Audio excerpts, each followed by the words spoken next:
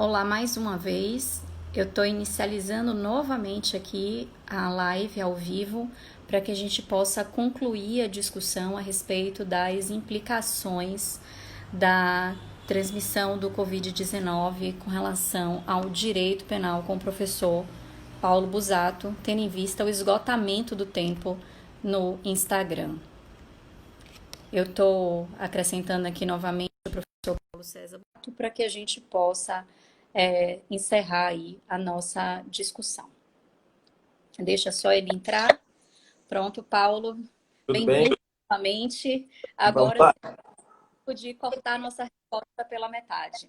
É, Bom, eu vamos lá. queria apresentar para você aqui, na verdade, alguns casos que eu fui separando aqui para a Tá gente bom. poder se há uma interferência do direito penal, se há a possibilidade de incidência do direito penal numa situação como essa, se não há, em que tipo penal ele poderia se enquadrar. Então, a gente vai fazendo esse bate-bola aqui agora para poder esclarecer as dúvidas. Se alguém tem mais alguma pergunta que não colocou no chat, coloca aqui embaixo, que aí eu faço também aqui ao vivo para que a gente possa dar continuidade à nossa discussão essencial.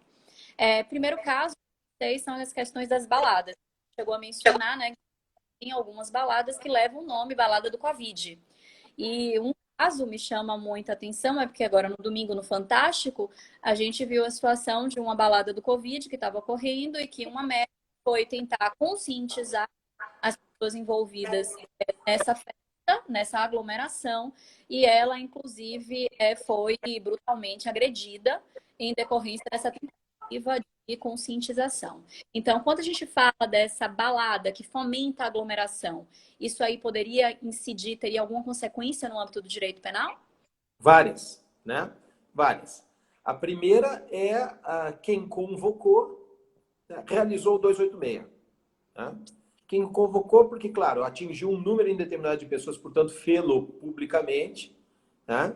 Ah, Esse ato se sabe que é um ato de risco, se sabe que as condutas são próprias à produção do contágio, né? E se sabe que esse contágio pode acontecer. A aglomeração é proclive ao contágio? Sim.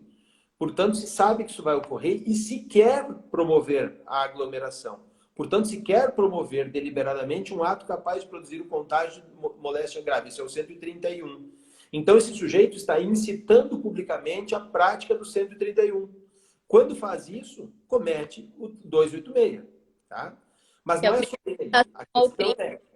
a questão é que quem vai comete o 131, no mínimo, né?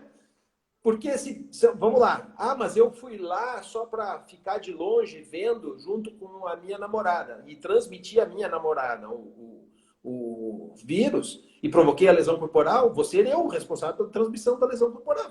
Então não tem saída para o sujeito que vai dizer alguma coisa desse tipo, né? No mínimo 131, podendo ainda ser outra coisa, quem participa e quem convoca o 286, né? Uhum. Então, a tipificação é óbvia. Aliás, se vai ser difícil imputar o resultado de lesão corporal para alguém, né? O crime de dano tem essa dificuldade probatória da causalidade que a gente já falou, o do 131 é um crime de perigo. Portanto, não tem, né? O perigo concreto existe. Cada um que estiver lá está cometendo 131. E o sujeito que convoca comete o 286. Então, esses é certa a imputação. Esses é certa. Ora, claro, é importante lembrar que o 286 é um crime de menor potencial ofensivo. Né? Não dá para dizer o mesmo 131. Tem uma previsão de 1 a 4 anos de reclusão. Ou seja, para quem vai, ou para quem realiza deliberadamente ato capaz de produzir o contágio, porque, claro, você vai dizer, mas o sujeito precisa ter o fim de transmitir moléstia grave. Né? Ele tem que ter esse especial fim de transmitir. Cara, quem vai para um lugar que é convocado com o nome de balada do Covid, ele quer fazer o quê? Essa é a pergunta. Você diz, não, mas ele não tem nenhuma intenção. Mas como não tem, gente? Como não tem? Não é possível dizer isso. Não é sustentável, não é crível uma coisa dessas. Né? Eu queria voar. Me atirei da sacada da minha casa pensando que eu voaria. Isso é ilusório, isso é uma idiotice, não há quem creia nisso. Portanto, quem vai numa convocação desse tipo sabe perfeitamente o que tá fazendo, né? Sabe muito bem, e é claro, é preciso saber também, esse sujeito que vai tal, que tenha capacidade de contaminação. Evidentemente que aquele sujeito que, eu vou para essa balada, mas primeiro eu me testo e vejo que eu não tenho nada, que eu não tenho vírus, que eu não tenho nada, e daí vou, esse não tem como realizar o 131, porque ele não pode praticar ato capaz de produzir o contágio, certo? Mas aquele que sabe que está contaminado, mesmo que assintomático, ou aquele que ainda está, ou que teve detectado o coronavírus assintomaticamente, mas não guardou ainda uma quarentena de 14 dias, esse foi para a balada e ele cometeu o 131. Não tem como dizer que não. Tem uma pergunta aqui no chat que eu vou colocar logo na frente, porque ela tem a ver com a resposta que a gente acabou de apresentar agora. Tá. Siqueira, ele pergunta o seguinte: quem incita o crime, né? Incita fazendo a festa do Covid e vai para a festa do Covid, ele responderia em concurso formal pelo crime de incitação ao crime, mais pelo artigo 131? Não, não, são duas condutas diferentes. Primeiro, presta atenção que ele só vai cometer o 131 se ele for portador do vírus, né? Tá? Isso é importante ter em mente. Porque quem convoca pode não ser portador do vírus. Então, daí ele comparecer sem ser portador do vírus, mesmo que ele quisesse fazer alguma coisa, seria crime impossível, né? Em princípio. Né? Claro que ele pode difundir, ou ele pode, por exemplo, planejar, e é possível, né? Planejar e entrar em contato com alguém que tenha, que ele sabe que tem, e sair pela festa fazendo o mesmo. Vocês acham que isso é loucura? Vocês dizem, mas quem é que vai fazer uma loucura dessas? Pois outro dia, um dos casos que me apresentaram nessas múltiplas lives sobre o mesmo tema, apareceu um caso inacreditável de uma senhora que, ciente de que era portadora do vírus, foi até uma livraria e passou a saliva na mão e passava nos livros da livraria deliberadamente para contaminar as pessoas. Isso não é outra coisa que não 131, né?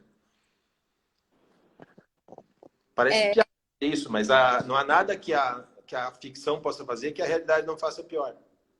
É isso, só para complementar a resposta do Paulo, quando o Henrique ele pergunta se seria concurso formal, se por um portador do vírus não seria um concurso formal, seria um concurso material, porque tem duas condutas diferentes que geram dois resultados. Então, a gente não poderia discutir também a possibilidade de concurso formal numa situação como essa, mesmo que deliberadamente ele tivesse incitado a festa, né, para fazer a operação e o descumprimento, e ao mesmo tempo ele fizesse a exposição ao perigo de contágio da moléstia grave.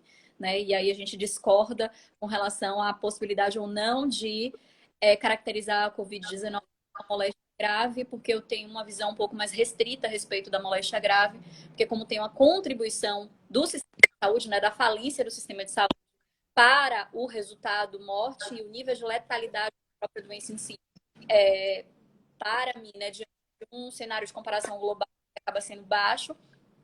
Então, a gente discorda nesse aspecto, mas de todo modo seria uma hipótese de concurso material e não mais de concurso formal. Sim. Eu vou te apresentar alguns outros casos, Paulo. A recusa do uso da máscara, o descumprimento de lockdown, são situações que a gente vem vivenciando, né? Que direto a gente vê na imprensa, né? Eu lembro que teve um caso que aconteceu no Rio de Janeiro, que uma mulher disse que se recusava a usar máscara e queria acessar um supermercado. E como o segurança disse que ela só acessaria o supermercado de máscara, ela tirou a calcinha e colocou a calcinha no rosto e entrou no supermercado de calcinha no rosto.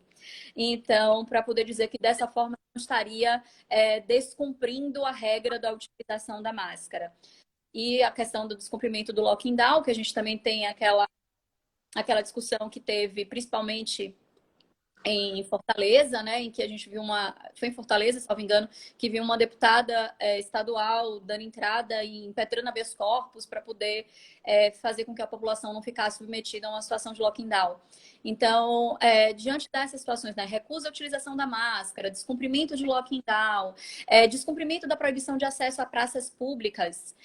Meu irmão mora no Rio Grande do Sul, e eu vou dar um exemplo na cidade ao lado da cidade dele, que é uma cidade pequena, a prefeitura teve que tirar os bancos das praças porque as pessoas idosas estavam descumprindo a determinação municipal de não acessar a praça e estavam ficando lá batendo papo sentados no banco, os idosos.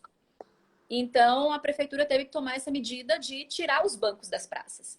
Então, nessas situações de descumprimento, incidiria ou não o direito penal? Vamos lá. Em algumas sim, em outras não. Vamos começar pela questão da máscara, né? Certo. É claro que o uso de máscara que essa senhora fez é bastante inusual, para dizer o mínimo, né? Mas a máscara não tem forma, né? A máscara pode ser improvisada. Então não dá para dizer que ela não tivesse usando uma proteção, né? E claro, isso vai estar definido em vários dispositivos. E esse é o problema, né? Qual é o problema? Às vezes esses dispositivos são conflitantes. O que é um EPI? O que é um equipamento de proteção individual? Né? Que classe de máscara faz proteção individual ou não faz? Se vocês olharem na internet, vão encontrar um monte de variantes, né, dessas máscaras. Então, tem máscara de todo quanto é tipo, e elas valem ou não valem? Até que ponto eu estou cumprindo ou descumprindo o regulamento do meu município, do meu estado ou da União? Então, esta questão pode levar, sim, ao erro. Agora, é óbvio, e essa altura já não é mais possível alegar para qualquer pessoa, que num ambiente em que existe um número grande de pessoas, como um supermercado, que a pessoa queira entrar sem máscara. Porque daí é uma obviedade o descumprimento. Aí ela não pode falar em dúvida. Qual é a dúvida? Não pode sobre o nível de EPI que você tem que usar, sobre a qualidade desse equipamento de proteção. Agora, não usar nenhum, acho que não tem dúvida. Não tem dúvida de estar descumprindo alguma coisa, não é? Então, assim, as coisas têm um limite, né? É evidente que há obviedades, como o uso de máscara, que já são tão difundidas, não realizar aglomerações, já são tão difundidas isso, que não há mais dúvida a respeito de que existe essa restrição, né? Não dá para eu alegar erro de tipo a respeito disso no 268. Né? Por outro lado, que classe de máscara usar? O que caracteriza? Qual é o número mínimo de pessoas para caracterizar uma aglomeração? Se eu convido os meus parentes para vir na minha casa, é uma aglomeração ou não é? Pô, essas questões geram dúvidas e essas dúvidas devem favorecer o réu a respeito do que possa ser ou não possa ser a violação do 268. Né? Então, restritíssimos casos. Volto a dizer o mesmo. Na minha interpretação, somente o caso em que um agente de saúde ou um policial chegasse e dissesse para mim, olha, o senhor não pode entrar aqui, ou o senhor tem que usar o equipamento tal, ou esse seu equipamento não serve segundo o decreto municipal tal, e eu insistisse em descumprir, aí eu estaria realizando o 268. Se essa informação vem do, sei lá, do porteiro do... Ah, essa máscara não serve. Quem está me dizendo isso o porteiro do supermercado ou o funcionário do supermercado. Bom, eu posso discordar dele, né? Eu acho que aí não tem como se imputar o 268, né? Esse, o primeiro caso, né? Agora, a questão do lockdown, ela é muito complicada por várias razões. Primeiro, porque os sistemas são diferentes de estado para estado e de município para município, né? O que caracteriza efetivamente um lockdown, né? A divergência, inclusive, a respeito disso, entre as autoridades de saúde. O que é o lockdown? É não sair de jeito nenhum? É sair só autorizado? E quais são os serviços essenciais? Vocês se lembram da discussão que deu sobre um decreto que se pretendeu ampliar o que eram serviços essenciais? Quer dizer, quem é que vai ter condições de saber que está descumprindo, de fato, uma determinação do poder público? Né? Quem é que vai saber que está realizando um 268? Então, eu acho assim muito difícil que... Veja, se você tem um irmão no Rio Grande do Sul, você sabe que lá eles fazem o sistema de bandeiras, né? Uhum. Mudou a bandeira. Cada bandeira tem um protocolo imenso para você saber se você está na bandeira laranja, bandeira amarela, bandeira vermelha. Tem um protocolo imenso de coisas que você pode fazer ou não, que varia semana a semana. Não é razoável um erro de tipo em que o sujeito diga, não, mas eu pensava que a gente estava em bandeira laranja, sei lá, né? Mudou a bandeira, pô, mas eu não sabia. Ah, mas saiu a mudança ontem, agora semana. A revisão das bandeiras no Rio Grande do Sul através de testar. Quer dizer, não tem como saber. Muito dificilmente uma pessoa vai realizar, de fato, uma situação como essa. E, vamos lá, para não deixar em branco, a terceira questão que você não fez, mas que está implícita, que é o tal habeas corpus, né? Isso é uma loucura, né? Com todo respeito, né? Porque não se trata de uma restrição da liberdade deambulatória. Se trata de proibição de ir a determinados Eu fiz uma live, lugares, né? É uma outra coisa. eu fiz uma live para falar só do habeas corpus coletivo com o professor Badaró, com Gustavo Badaró. E a gente discutiu 1 hora sobre a loucura do habeas corpus coletivo. Não, isso não tem o menor cabimento. Isso é de gente que não sabe a Constituição, né? Exatamente. Não tem a menor ideia. Bom, vou dar mais um caso prático para a gente poder discutir. Tem a questão que foi até objeto de uma das perguntas aqui da live, né, da live anterior, né, que a gente teve que reiniciar, que é com relação à recusa de fazer teste de Covid. A gente tem uma situação que foi vastamente divulgada na imprensa de um senhor que fugiu de um hospital porque a esposa dele foi diagnosticada como positivo do Covid e queriam submeter ele ao teste de Covid. Então, ele fugiu do hospital. Então, essa recusa de fazer o teste do Covid tem alguma repercussão no âmbito do direito penal, Paulo? Depende do que ele fizer depois, né? A simples recusa é um direito dele. Ele não está obrigado a fazer testagem. Ninguém está obrigado, assim como ninguém está obrigado a soprar o bafômetro, né? Então, ninguém está obrigado a essa testagem. Por outro lado, veja que interessante.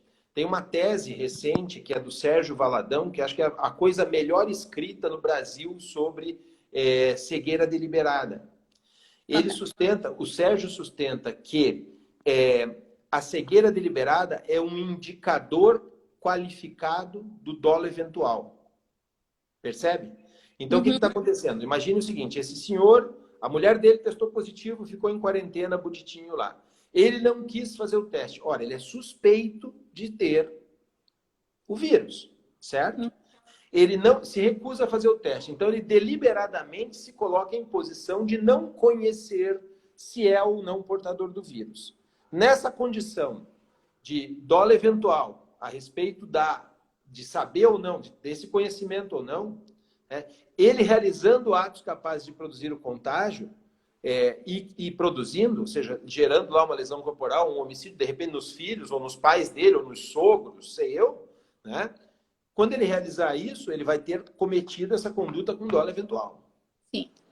Ou seja, a situação de recusa a respeito de fazer um teste, quando você é identificado pelas autoridades públicas como suspeito, te coloca na posição de cegueira deliberada. A cegueira deliberada é o quê? É um indicador qualificado do dolo eventual, caso aconteça um delito com dolo eventual. Porque ele também pode não fazer o teste, pode se recusar a fazer o teste, e ficar ele em quarentena, lá quietinho em casa, esperando ver o que acontece.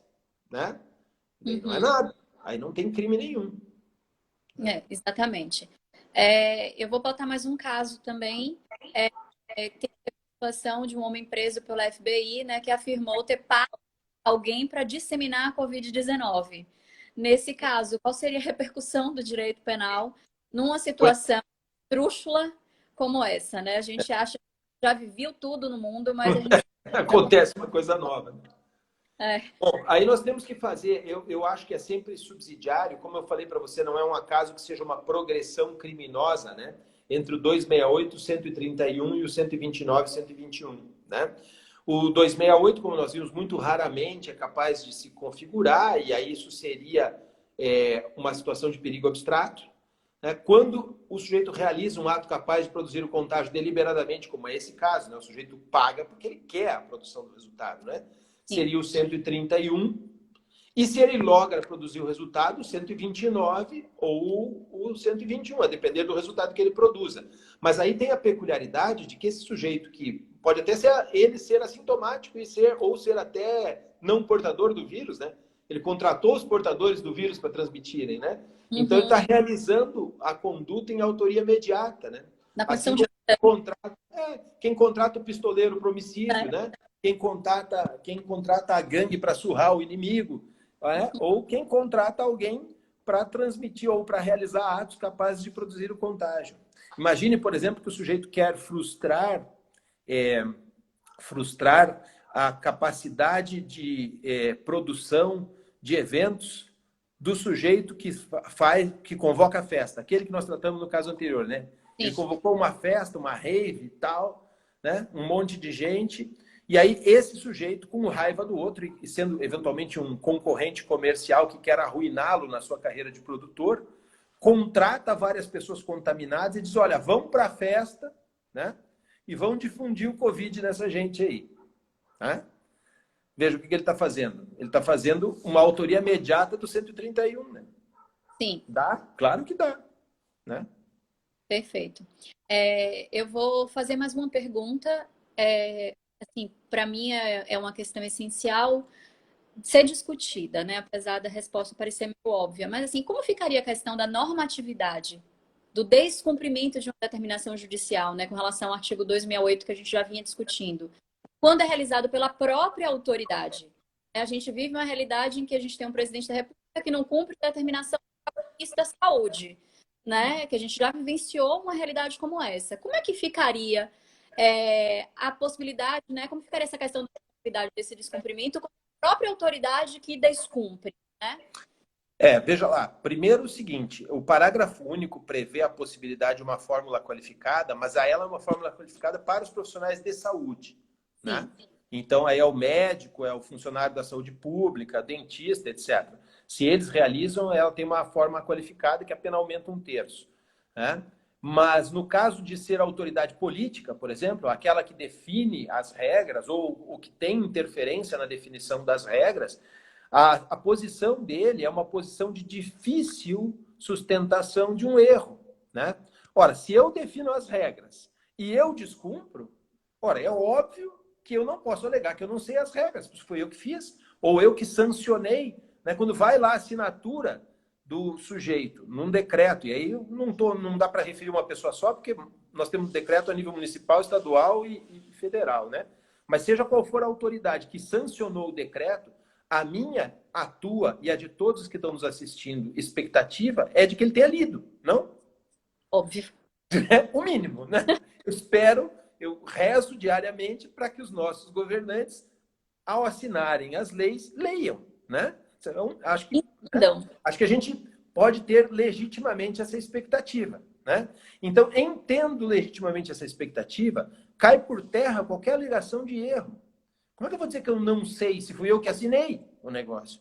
Então, eu tenho que cumprir. Se eu descumpro as regras que eu mesmo assinei, faço deliberadamente a infração do 268.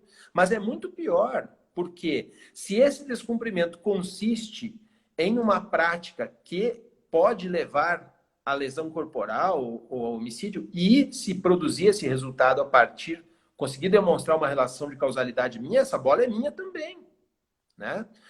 Ou é bola minha também, pelo menos o 131. 131, porque, claro, salvo, eventualmente, se for, vamos lá, mas eu nunca quis transmitir, não foi deliberado, embora eu soubesse, eu só não me importei com isso, eu fui leviano, né? Uhum. Se esse sujeito foi leviano, ele vai cair no 132, né? O dolo eventual, aquela fresta que sobra para o 132, que é as hipóteses do 131 praticadas sem dolo direto, praticadas com dolo eventual. Né? Então, quer dizer, pode ser ainda para além do 268. O 268 é certeza daí, né? Mas os outros ainda podem ser. Né? Também imputados em concurso material, porque seriam várias condutas que gerariam aí vários resultados. Exatamente. Coisa que eu queria perguntar, e depois eu tenho algumas observações do chat aqui para você, mas qual é a sua opinião a respeito da utilização do direito penal em tempos de pandemia? Então, a gente tem o direito penal sendo utilizado lá na portaria interministerial, tem o direito penal sendo utilizado em discursos políticos, sempre dizendo, olha, cumpra um isolamento social, cumpra a quarentena, cumpra um lockdown, caso contrário, tem tais e tais tipos penais que vão incidir aí numa realidade prática. Qual é a sua opinião a respeito do discurso, né, da utilização do direito penal em tempos de pandemia para solucionar um problema que é de saúde originariamente? Isso aí é uma geração de pânico, né? Isso aí, Sim, inclusive, é contravenção, né? Se você olhar o 41 da Lei de Contravenções, né? Gerar pânico onde não existe, porque se você verifica que esse tipo de crime, 268 ou 330, não dão cadeia, se alguém vai para dizer publicamente que vai levar presas as pessoas, ele está fazendo uma ameaça que sabe que não pode ser cumprida. E, portanto, isso é uma contravenção penal lá do 41, né? Que é causar pânico falso, né? Então, essa é a questão também do ponto de vista incriminatório só. Mas eu sei que não é sobre isso que você está perguntando. Você está perguntando qual é a minha ideia a respeito disso. Eu acho que no começo a gente falou disso e vale a pena resgatar no fim aquilo que a gente falou no começo, né? Quais são as únicas certezas que a gente tem nesse momento de tanta turbulência? Que os princípios não mudarão, né? Então, nos agarremos nos princípios de legalidade, de intervenção mínima e de culpabilidade para restringir ao máximo as hipóteses de imputação e não brincar com elas. Menos sim. ainda brincar de decreto, né? Porque decreto não pode brincar com matéria penal. Matéria penal é matéria reservada à lei federal pelo princípio de divisão de poderes, né? Não dá para ficar brincando com o direito penal. E é mais ou menos isso que eu sinto que tem sido feito, né? Quando as pessoas fazem muito alarde em torno do uso penal para controlar as pessoas, está muito clara a condição de desespero. Então, o que eu recomendaria fortemente, acho que essa é a mensagem que deve ficar daquilo que a gente está trabalhando aqui, o que eu recomendaria fortemente é tanto as autoridades públicas, aqueles que lidam no foro, como também as pessoas comuns, que difundam a ideia de que esse é um problema de saúde e menos um problema jurídico penal. Isso, era exatamente essa a ideia que eu estava buscando, porque me preocupa muito essa flexibilização, desvirtuação de princípios penais para poder causar pânico e causar caos na população. Então, no início da pandemia, eu recebi incontáveis mensagens de alunos, de colegas, perguntando: Rafa, o direito penal vai incidir? Se eu descer aqui para ir no mercado, eu posso ser preso? Eu falei assim, calma, é porque está criando pânico com a utilização do direito penal. E aí a gente esquece, faz com que as pessoas esqueçam que o direito penal é de última ratio, que as portarias não podem estabelecer crimes, e a gente tem uma preocupação grande com relação ao resgate desse caráter principiológico. Tem mais observações, Paulo, no chat para você? É que estão perguntando se tem previsão de publicação das suas próximas obras. Tem sim. Dá para vocês acompanharem no Instagram, né? Eu fiz uma conta no Instagram justamente para fazer esse tipo de contato, como a gente está fazendo hoje, mas eu aproveito para deixar lá as informações sobre publicações, né? Já está pronta a quinta edição da parte geral, atualizada pelo pacote anticrime, mas ainda está um debate um pouco sobre as editoras, né? Há mais de uma editora interessada, é um pouco complicada essa questão para finalizar, mas eu acredito que nos próximos meses aí a gente tem disponível uma quinta edição e eu estou trabalhando na parte especial também, porque tem adaptações do pacote anticrime que afetam a parte especial também. Estou revisando o volume 2, então eu diria que talvez ainda dentro desse mês ou no mês que vem a gente tem a parte geral, volume 1, e no segundo semestre o volume 2 e 3. Tem uma observação aqui de FC Santos. Professor, ainda tem a situação das pessoas que falecem em decorrência do pânico causado pelos meios de comunicação, que tem infartos, AVC. Poderia ter alguma imputação de responsabilidade numa situação como essa, Paulo? Muito difícil por várias razões. A primeira delas é a relação de causalidade, né? Você vai produzir prova da causa, dizer que ela infartou por conta disso. E segundo, que a conduta de quem realiza, especialmente realiza publicamente, né? Ela não tem o direcionamento para aquela pessoa específica, não é? Fosse assim, todos os noticiários sensacionalistas, né? Existem certos programas de TV aí que a gente conhece, né? E que são frequentes, né? A gente teria certos apresentadores aí condenados constantemente, semanalmente, por provocar ataques cardíacos, pelo menos por lesões graves em muita gente. Não é isso, né? Imagine o coitado do Ozzy Osbourne. Então, quantos suicídios não foram tributados ao Ozzy Osbourne, né? Então, a gente teria problemas com isso, não. Mas não é assim, não. Não dá para imputar, não. Eu penso agora lendo a pergunta, que a gente poderia discutir isso no âmbito da imputação objetiva, né? Porque quando a gente vai estudar os critérios da imputação objetiva, a gente tem o fim de alcance de proteção da norma, né? Como um critério de não imputação. Então, se foge do alcance de proteção da norma, teve uma conduta dirigida, né, com nexo de causalidade, dirigida a matar alguém, a gente teria um critério de não imputação. Eu acho que já aí a própria não dá nem para falar de que o risco realizado é o mesmo que foi criado, né? Exatamente, não existe nem criação de um risco juridicamente proibido, nem a criação, nem a materialização desse risco no resultado. Então, isso seria plenamente afastado no âmbito da imputação objetiva. E tem mais uma observação para você aqui no chat também, que é da necessidade de fazer uma live sobre teoria significativa da ação. Aí estão dizendo, se tiver Podemos planejar, né? fazer live sobre teoria significativa da ação, se quiser, pode vir para o meu Instagram que a gente faz junto, porque é um tema que me encanta e que eu aprendi com você. Tá bom, tá bom. Podemos, olha, eu fiz um calendário de atividades bem restrito, mas a partir de agosto tem lugar. A Então, partir de agosto. é. Então aí, depois de 4 de agosto, se o Instituto tiver interesse, a gente pode marcar um dia e fazer sem problema nenhum. Vamos atender o pessoal, né? Pronto, a gente marca e a gente discute teoria significativa da ação, porque assim, é pouco difundida, né? Eu acredito que a pessoa que fala no Brasil mais sobre teoria significativa da ação é o professor Paulo César Busato, e seria uma grande oportunidade. Eu estou trabalhando na tradução do livro do professor Vives, né? Esse é um. Notícia fantástica. Já tem um. Eu não quero dizer, não quero me comprometer ainda com data, mas eu acredito que a gente ainda consegue ter esse ano esse livro aqui no Brasil. Então, mais uma publicação para a próxima pergunta de previsão de publicações. Fantástico. Muito, muito obrigada, Paulo. Se quiser finalizar, falar mais alguma coisa.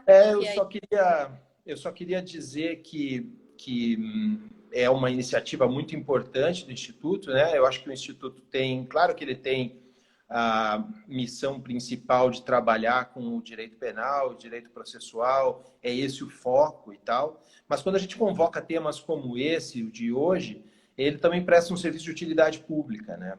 E essa inserção é algo que a gente transcende, não fica no âmbito nem da pesquisa e nem do ensino. Isso é uma atividade de extensão claríssima, né? De esclarecimento da população, esclarecimento das autoridades e dos juristas, né? Então, para esse tipo de finalidade também, vocês querendo contar comigo, podem contar sempre. Contaremos sempre, chamaremos sempre.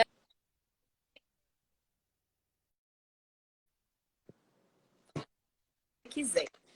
E depois da pandemia, presencialmente, por favor. Né? Porque presencial o contato pessoal, não é, Paulo? Deixa eu te falar uma coisa, surgiu mais um debate e eu vou ter que fazer, então a gente só a última pergunta, prometo, e aí a gente finaliza. Tem uma pergunta aqui de FMS. Além do abuso de crimes, podem responder agentes que prenderam uma mulher em praça no interior de São Paulo que se recusou a deixar o local público. Eu até acompanhei esse caso. É um caso de Araraquara, salvo engano. Como eu falei, a desobediência à atividade de funcionário público é crime de menor potencial ofensivo, caberia levá-lo ao juizado, né? Evidente que ao não fazer, isso constitui abuso, né? E aí tem que se verificar. Eu não sei exatamente os detalhes do caso, mas, por exemplo, se realiza violência, as penas da violência são à parte, né? Se realiza violência para essa condução. Então, podem ter outras implicações. Em princípio, seria um abuso de autoridade, não muito mais. E depende também do que for depois. Porque a nova lei de abuso de autoridade tem várias condutas previstas para, por exemplo, a autoridade policial ou a autoridade judiciária a quem ela é apresentada num plantão que não a libera, por exemplo, né? Aí pode ter outras implicações mais adiante para além daqueles que a levaram, né? Bom, muito obrigada, Paulo. Eu acho que a gente já esgotou aqui o tempo e a paciência de todo mundo que está ouvindo a gente, mas eu vou aproveitar ao máximo essa disponibilidade na agenda do Paulo Busato, porque já viram, né? Para marcar uma próxima live agora só em agosto. Por aí. Mas eu queria agradecer. Eu queria agradecer diretamente em nome do Instituto Baiano de Direito Processual Penal. Tem vários membros do Instituto aqui acompanhando a live. O nosso presidente, Luiz Gabriel Batista Neves, também estava aqui falando que já está marcada a nossa live sobre teoria da seguição, que podemos marcar a data que já está chancelado, que vamos fazer uma live sobre teoria ativa da ação. Ele está aqui já dizendo no chat. Foi um prazer imenso ouvir e aprender mais e poder discutir um tema tão atual com você.